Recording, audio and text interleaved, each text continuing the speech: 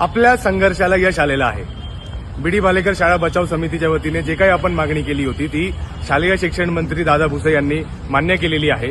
त्यांनी जाहीर केलं की इथे विश्रामगृहाचा प्रस्ताव रद्द करण्यात आलेला आहे आणि इथे शाळाच होणार आणि ती शाळा होण्यासाठी ते निधी आणि बाकी सगळ्या गोष्टींचं जे शासकीय गोष्टींची गरज आहे त्या सगळ्या गोष्टींचं ते पाठपुरावा करून आणून देणार आहे। आणि हे सगळं बघून मला एक ओळ आठवते ती म्हणजे कौन कहता है कि आसमान में छेद नहीं हो सकता, एक पत्थर तो तबीयत से उछाल कर देखो। हा जो विजय आहे तो नाशिककरांचा विजय आहे। इथे जे काही समितीच्या वतीने समितीच्या नेतृत्वाखाली जे काही माजी विद्यार्थी असतील, पालक असतील, इथले रहिवासी असतील, सामान्य नाशिककर असतील, ज्यांनी ऑनलाईन सपोर्ट दाखवला, ज्यांनी याबद्दल चर्चा केली, ज्यांनी स्वाक्षरी केली, या सगळ्या लोकांचा हा विजय आहे।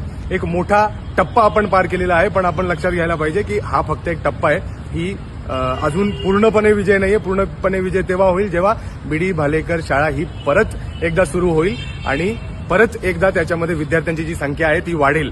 आणि हे सगळं करण्यासाठी आपल्याला सतत पाठपुरावा करत राहावं लागणार आहे आणि आपल्याला प्रयत्न थांबवायचे नाहीयेत। परंतु जर आपण व्यवस्थित काम केलं तर सरकार देखील झुकतं, सरकार देखील नमतं, हे आपण लक्षात घ्यायला पाहिजे। हा विजय गरिबांच्या शिक्षणाचा आणि मोठ्या नेत्यांच्या विरोधात शोषितांचा संघर्ष होता, ज्याच्यामध्ये आपण यशस्वी झालो आहोत। सगळ्यांना खूप खूप अभिनंदन। आणि या सगळ्याच्या पार्श्वभूमीवरती 19 तारखेचा जो मोर्चा आहे तो आपण तुर्तास स्थगित केलेला आहे।